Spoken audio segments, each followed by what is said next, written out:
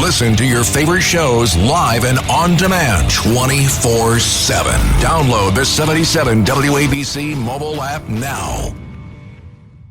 The Greg Kelly Show. Hey, whatever happened to that guy? What was his name again? Older guy. Shoot. I think he was Scranton. Oh, Biden. Joe Biden. Yeah, he's just an obscure afterthought now, huh? There was a coup about 2 weeks ago, but we'll just move on, and it's all, wow, Kamala's surging, and who's her vice president going to be? And J.D. Vance is a weirdo. No, J.D. Vance is a person, you know what, that we can be proud of. Make America proud again. J.D. Vance should make us proud. And all that stuff about, who cares? It's not important. And, oh, by the way, he had a point. He totally had a point. And he's talking about these crazy Democrats, environmentalists, encouraging people to not have children. That is actually a thing. It's a tenet of the left. They're not particularly interested in life. They don't protect life. They don't value life. And part of the globalist agenda is less reproduction, less people having babies, fewer people using the environment, fewer people consuming. Therefore, the world is somehow cleaner, and also fewer people, easier to control.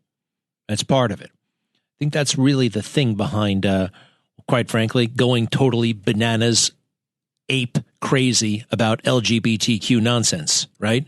It's part of the reason. Fewer children. Remember that. J.D. Vance, you make me proud. This guy is everything. Look, at 39 years old, look at what this guy has done. Number one, supreme intellect. Number two, wildly successful. I mean, very few people achieve this level of success. I mean, a lot do, but comparatively speaking, very few do. And you put it with everything else he's got going on, coming from nothing, coming really what, quite frankly, people used to call white trash, and sometimes they still use it, right? I'm sorry, but that's a phrase I've heard applied to him and Elvis Presley and Bill Clinton. Bill Clinton even said it in his own memoir. Some people called me white trash. And it's sad. And it's sad that sometimes people are snobs and that kind of thing. But he came from the proverbial wrong side of the tracks, got into Yale because he's off the charts brilliant, became a United States Marine and didn't make a big deal out of it. And yeah, why do I say that? Well, you know, there's guys like Pete Buttigieg who didn't even go to boot camp, finagled his way into the Navy Reserve and won't shut the hell up about it, and neither will the fake news. Because he's gay. Back to that stuff I told you that the globalists are so titillated by, right? I don't care that he's gay, but they sure do, especially the political press. Why? Anyway, Vance is a great guy. We'll be talking to him I think I'm actually going to be talking to him later this week. It should be pretty cool. Hey, why would the FBI, as they lead this investigation into the attempted assassination on President Trump, why would we ever think that they would start to tell us the truth, right? No, that's what they do. They lie and they try to trip up Trump. And man, my eyes, we've been wise to the FBI now for years, right? But still, each time I catch them doing something anti-democratic or just totally partisan, wacko political, part of me is still like, wow, really? Huh? Who grew up watching Today's FBI with Robert Stack, right? You thought that the FBI was all that. No, it's not. Just another corrupt federal organization, a federal bureau. And they're all about the bureau and their power. Let me see here. So this is FBI Director Abbott is his name, Abate. He testified yesterday next to that acting Secret Service director who disgraced himself and his agency, by the way. Yeah, that's okay. We can talk about these people. We can talk about these people who work for agencies that aren't even in the Constitution. They work for us, and they're doing a crummy job, and they are dishonest. They are totally dishonest, totally corrupt, working for one side. Gets me really angry thinking about it. But here is Abate trying to deceive all of us and point us in the wrong direction, talking about the social media activity of Thomas Crooks, the shooter. Maybe we should call him the alleged shooter at this point. I don't, because everything I'm hearing Everything's upside down and backwards. Maybe I should call him the alleged shooter. I'm not going to do that right now, but I'm going to start thinking about it. Anyway, so what's up with the social media activity there? Deputy Director of the FBI, Abate. He said this is in his opening statement yesterday. Go ahead. While the investigation has not determined motive, the investigative team continues to review information from legal returns, including online and social media accounts. Something just very recently uncovered that I want to share is a social media account which is believed to be associated with the shooter in about the 2019-2020 timeframe. There were over 700 comments posted from this account. Some of these comments, if ultimately attributable to the shooter, appear to reflect anti-Semitic and anti-immigration themes, to espouse political violence, and are described as extreme in nature. While the investigative team is still working to verify this account to determine if it did in fact belong to the shooter, we believe it important to share and note it today, particularly given the general absence of other information to date from social media and other sources of information that reflect on the shooter's potential motive and mindset. Okay, that sounds really forthcoming, right? No, because we have it from the CEO of a place called Gab.com, that a guy with the same handle that he was just talking about was actually posting all kinds of pro-Joe Biden points of view, that he's a Biden supporter. But he just mentioned the comments about anti-immigrant, anti-Semitic. Now, why is that important? Well, you get it, right? I mean, you know, at the left, how they try to portray Trump. He's anti-immigrant. He's anti-Semitic. He's everything bad. They're trying to link this guy to Trump somehow, that he's swept away by the hate of the moment that's been generated by Trump. Well, we actually have more specifics and more information that this guy is a pro-Biden maniac who was actually all over immigration, wanted no borders, and supported Joe Biden. So after that happened, and there were a lot of speakers, it was like 6 hours of testimony. Who can sit through it all? So I missed this part. But here's Marsha Blackburn, Republican senator of Tennessee, picking up on what we just talked about. Go ahead with that, please. You had mentioned a social media account that espoused anti-immigrant, anti-Semitic views, but you did not say what platform that was on and what the username was. And this is Crooks that we're discussing. Yes, Senator, that's correct. I didn't want to comment on it because we haven't fully confirmed yet, and I thought that as soon as we confirm and certify, would I will you supply provide that? to you. And Absolutely. also the age at which he had those feelings. And then we understand that the Gab account is pro-immigration, pro-lockdown, leftist views. Is that accurate? I haven't seen it directly, but I believe from what I've been told, that is accurate. With the Gab account, we're also, though that's been publicly revealed through the CIO and other things, we're still working to certify and verify that that's his account also. But it does have differing points of view, it would appear. Okay. And what age and how fresh is that Gab account? The Gab account, based on my recollection, the comments in there or the messaging is from about 2021, I believe. Okay. And the other preceded that? Maybe he was age 14? Yes, Senator. The other account that we talked about was in the 2019-2020 timeframe. So it would have been in the couple years right before the Gab right messaging. before that. You son of a bitch. You son of a bitch. What? I'm sorry for the language, although it's, let's face it, all right? You liar. You deceptive. Trying to see that you were just busted. You were just busted. The whole damn thing. Wow.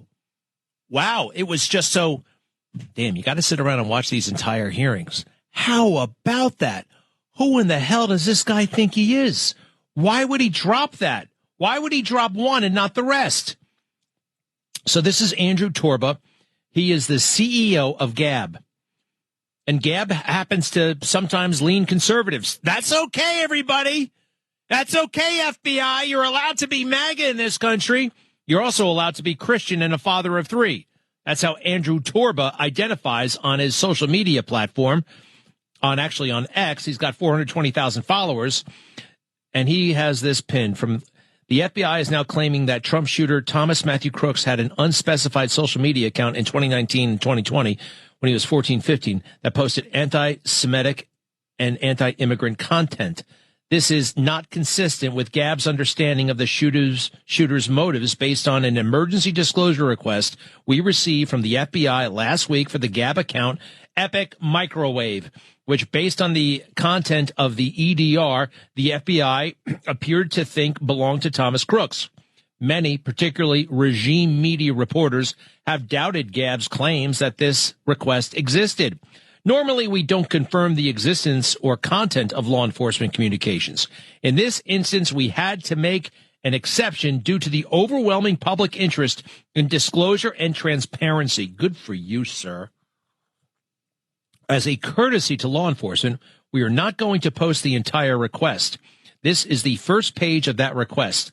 The story is this. The account for which data was requested was unequivocally pro-Biden, and in particular, pro-Biden's immigration policy.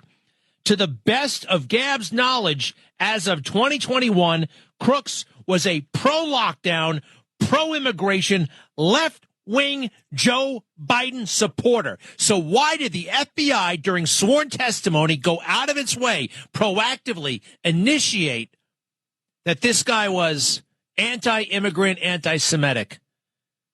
To an account that was older than the fresh stuff that he was. It's just unbelievable. You just got so damn, lying becomes so easy to them, and they've gotten away with it for so long.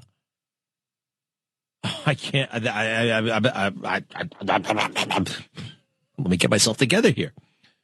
And here it is. An emergency disclosure request. They asked for it. He gave it to him. Epic Microwave. And it was all pro-Biden, pro-lockdown, mask up. And how did that top-level FBI man describe it again? Play the first one. He's not even asked. He brings this up. As John Travolta said, he brung it up. Go ahead. While the investigation has not determined motive, the investigative team continues to review information from legal returns, including online and social media accounts. Something just very recently uncovered that I want to share is a social media account which is believed to be associated with the shooter in about the 2019-2020 timeframe. There were over 700 comments posted from this account. Some of these comments, if ultimately attributable to the shooter, appear to reflect anti-Semitic and anti-immigration themes, to espouse political violence, and are described as extreme in nature. While the investigative Stop. How could he do that? And then go to Blackburn again. Why wouldn't you bring up the Gab thing more recently? I read that. Yeah, that's too, but you're still looking into all this crap. Marsha Blackburn, next cut. You had mentioned a social media account that espoused anti-immigrant, anti-Semitic views, but you did not say what platform that was on and what the username was. And this is Crooks that we're discussing. Yes, Senator, that's correct. I didn't want to comment on it because we haven't fully confirmed yet, and I thought that as soon as we confirm and certify, would I you will supply provide that? to you. And Absolutely. also the age at which he had those feelings. And then we understand that the Gab account is pro-immigration, pro-lockdown, leftist views. Is that accurate? I haven't seen it directly, but I believe from what I've been told, that is accurate. With the Gab account, we're also, though that's been publicly revealed through the CIO and other things, we're still working to certify and verify that that's his account also. But it does have differing points of view, it would appear. Okay. Shut up! Differing points of view? You really...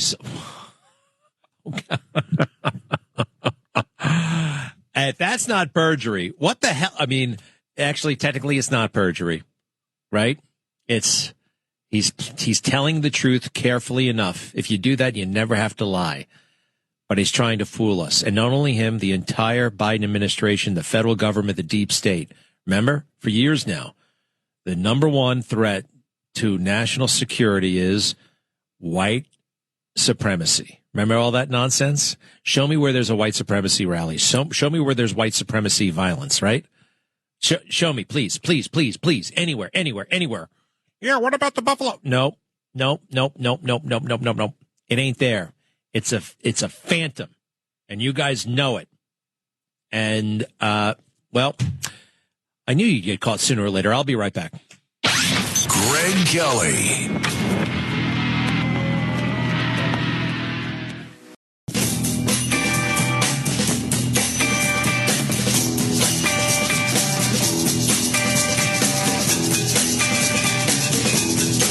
This is the Greg Kelly Show.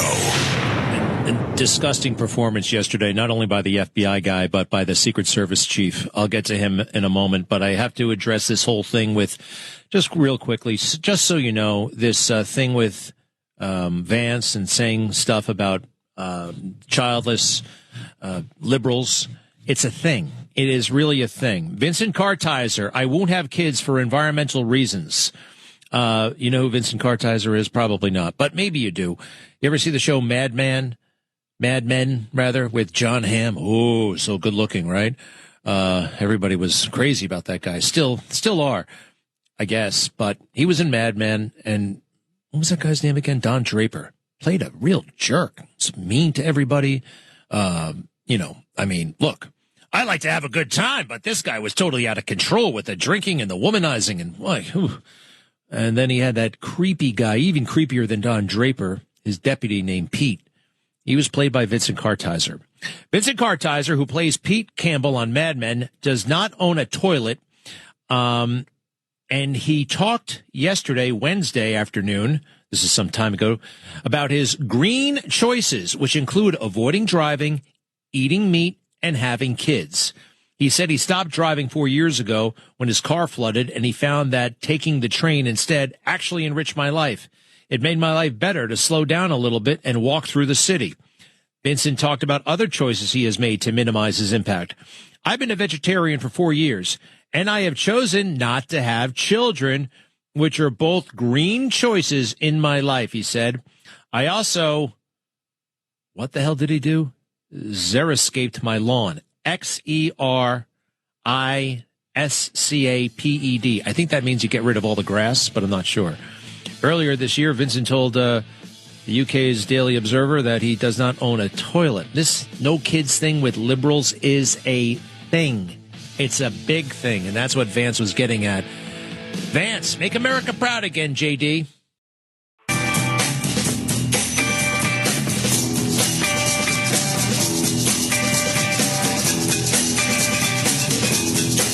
You're listening to the Greg Kelly Show.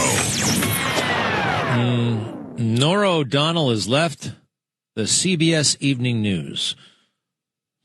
Who the hell is Norah O'Donnell? She's been there for 5 years. I know who Norah O'Donnell is. I'll get to her in a little bit. I can't stand her. Sorry. Overdressed, like the kind of the prototypical vain anchor person. Just so into the optics and the cosmetics and the hair and the makeup and you can't be a good observer if you're always looking at yourself in a mirror. And what else? Apparently she was lots of drama, mean to the staff, that kind of thing.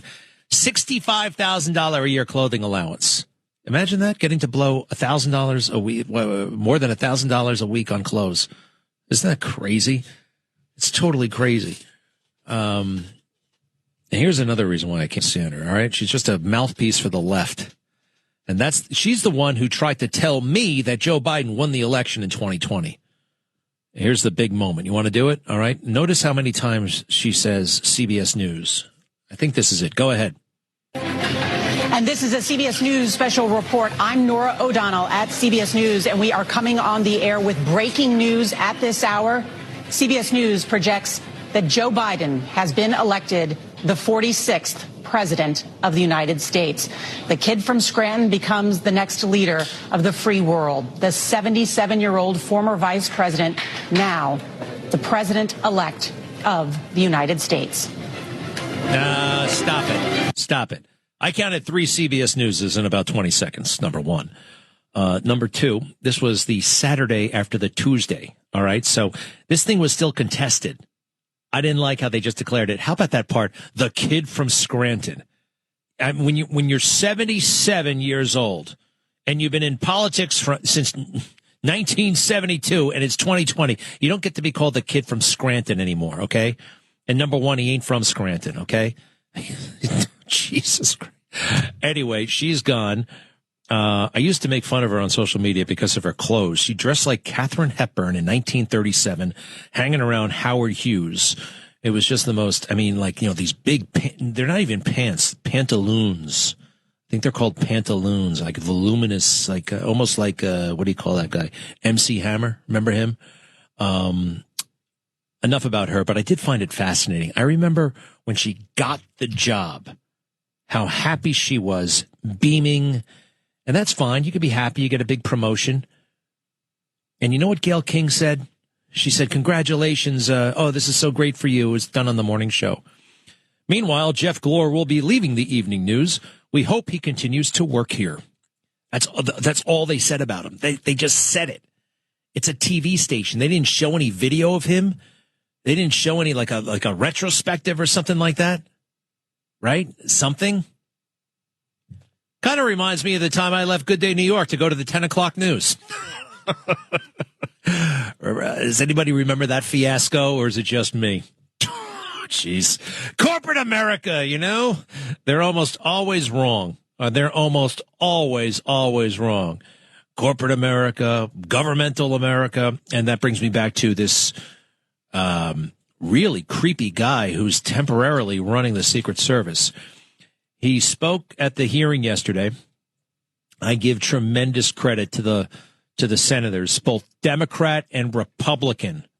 I loved it. I love the bipartisanship. I love that they put their differences aside and just acted like human beings who are totally aghast that this could have happened. Who are some of the guys I really liked? John Ossoff. He's a Democrat from Georgia. He was terrific yesterday. Dick Durbin, Democrat from Illinois. Fantastic on these issues. And, of course, so are our champions. I thought Ron Johnson, Republican of Wisconsin. You know who was a little over the top? Ted Cruz and Josh Hawley. Their questions were wildly nonspecific, dedicated to just being on TV. But the other queries were fascinating. All right, let me see here. How could this be? You're the director of the Secret Service, and you say this is the reason why. This is the reason why it happened. You ready for this? Cut 22. Cut 22. I've thought long and hard about this. I think this was a failure of imagination, a failure to imagine that we actually do live in a very dangerous world where people do actually want to do harm to our protectees. Failure of imagination. We don't realize we live in a world where there are people who want to do harm to our protectees. You can't imagine that? You're in the secret bloody service. Are you crazy? Failure of imagination. Hey, do me a favor. Get the Tom Kean quote. Governor Kean talking about failure of imagination. Because I heard that phrase once before. And it's what the 9/11 Commission came up with regarding 9/11. And I can understand that. Failure of imagination. Who could imagine that 4 planes could have been hijacked from 3 different airports and flown into buildings in the Pentagon, right? Nobody could have imagined that up until that day. But you can't imagine acting director Ronald Rowe, if that is your real name, that somebody with a rifle, a 20-something with a rifle, on higher ground couldn't take out a president or a presidential candidate. You can't get your hands around that.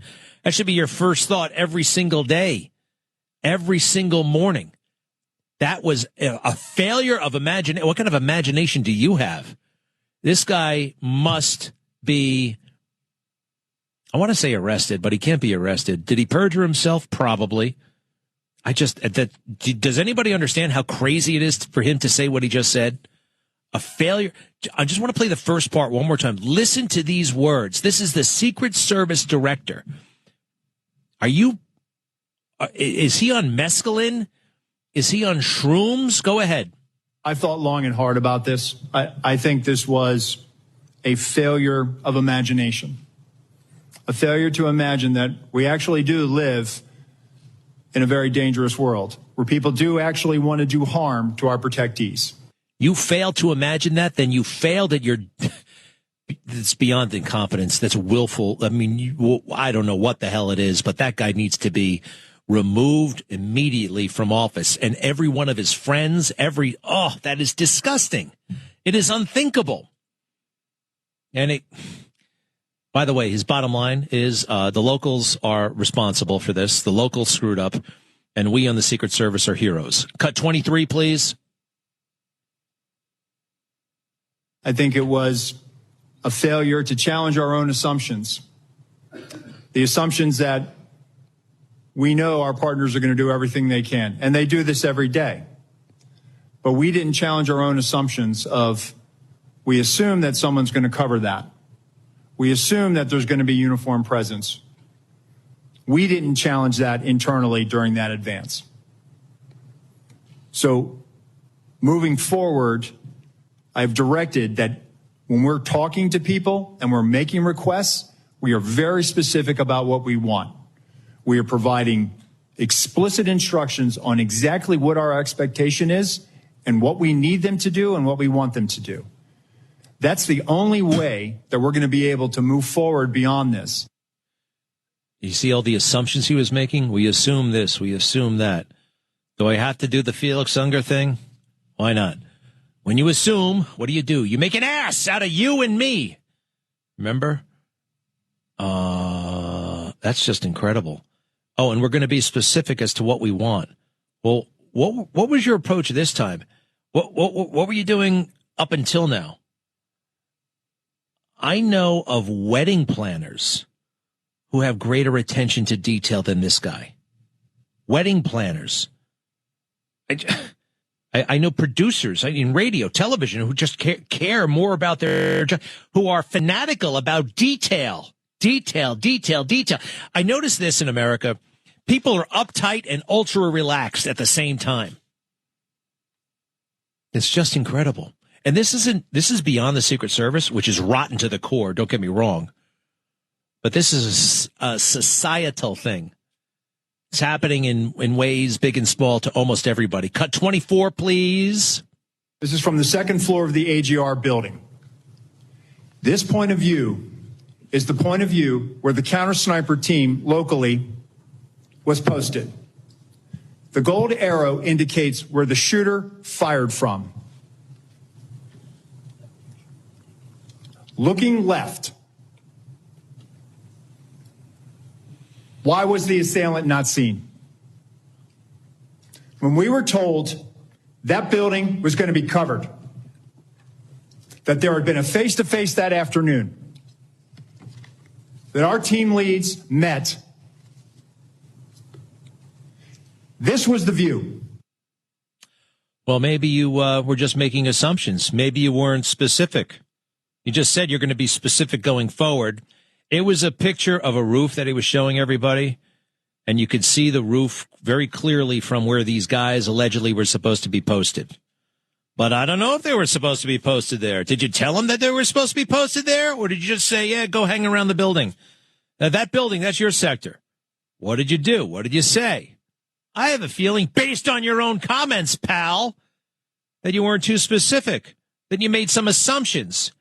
Instead of being like a wild man with like a chicken with his head cut off, running around like crazy. Because quite frankly, you need some of those guys. You need uptight, pain in the ass individuals making sure everything is taken care of. And I don't think they, and maybe they were encouraged to not worry about the details because it's Trump. You know, Director Cheadle, I got it on pretty good authority from Susan Crabtree. The last director, she didn't like Trump. And she loved the Cheneys. How about that? Cut 25. This view is a reenactment by one of my agents. Laying flat. There was a 5-inch rise on the middle of that roof. The assailant would have had to present his bore over that to get his shot off. The view underneath reflects the perspective that he would have had. Again, I call your attention back to the first exhibit if they'd have looked left. Give me C. This is what our counter-sniper team saw. Shooter, no elbows. You barely make out the crown of his head. Below it, the assailant up prone. And let me just tell you, our counter-sniper, this individual, I know him. I consider him a friend. He has covered me operationally in conflict zones. And when I did my time on the president's detail, he exemplifies the courage, the skill, and the ability to respond under great stress in such short time to neutralize the threat and prevent further loss of life. Yeah, says you. Now, we don't know all this stuff. That hasn't been established. And you keep dancing around as to when the sniper, the Secret Service sniper, saw this guy initially. Now, I, by the way, believe that the sniper did a good job. However, one thing, and it was deliberately deceptive yesterday, he showed us, he said, this is the view that the sniper had, the Secret Service sniper had of crooks, right? And his point was you could barely see the guy. Well, yeah, with your naked eye, but guess what these snipers have? Telescopic sights on top of the rifle. It's like a telescope, so you can see better. And trying to make it sound like this was a miracle shot. I know how to shoot. It wasn't a miracle shot. And that's, by the way, the job of a sniper, right? You ever see American Sniper? The movie, Bradley Cooper? Unbelievable, this guy. We're a hero. We're heroes, and it wasn't our fault. Cut 26, please. I cannot defend why that roof was not better secured. To prevent similar lapses from occurring in the future, I directed our personnel to ensure every event site security plan is thoroughly vetted by multiple experienced supervisors before it is implemented. Oh, that's going to fix it. Now, two things on this. It's just sounded like another layer of bureaucracy to me, and I'm sure that's already done. And Bongino, who I've been listening to a lot on this stuff, Dan Bongino, emphasized that that is already happening. This guy is snowing everybody, and we can't let him get away with it. Cut 27. Secret Service counters. 27. 27. Based on what I know right now, neither the Secret Service counter-sniper teams nor members of the former president's security detail had any knowledge that there was a man on the roof of the AGR building with a firearm. Well, here's the thing. There are other Secret Service personnel, apart from the two groups he just mentioned. The president's detail, that's one group, and the snipers, that's like 6 guys. They had something like 70 Secret Service personnel. How many of them had heard that there was a suspicious person walking around? It's a crime. And President Trump's life is even more at risk today than it was before this happened. I'll be right back.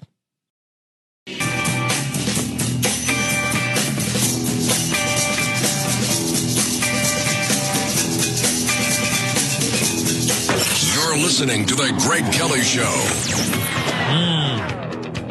All right. Enough about what I think. What do you think of what I think? Let's go to Barbara in Port Chester. Just kidding there. Hi, Barbara. Hey, Greg Kelly. How are you?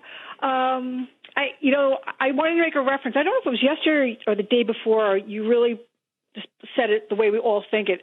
Watching these men and women testifying, and you're like, remember we were younger? I might be about 10 years older than you, but when we were younger, we thought, oh boy, Secret Service is great. The government would never lie to us. The FBI, the FBI was Ephraim Zimbalist Jr.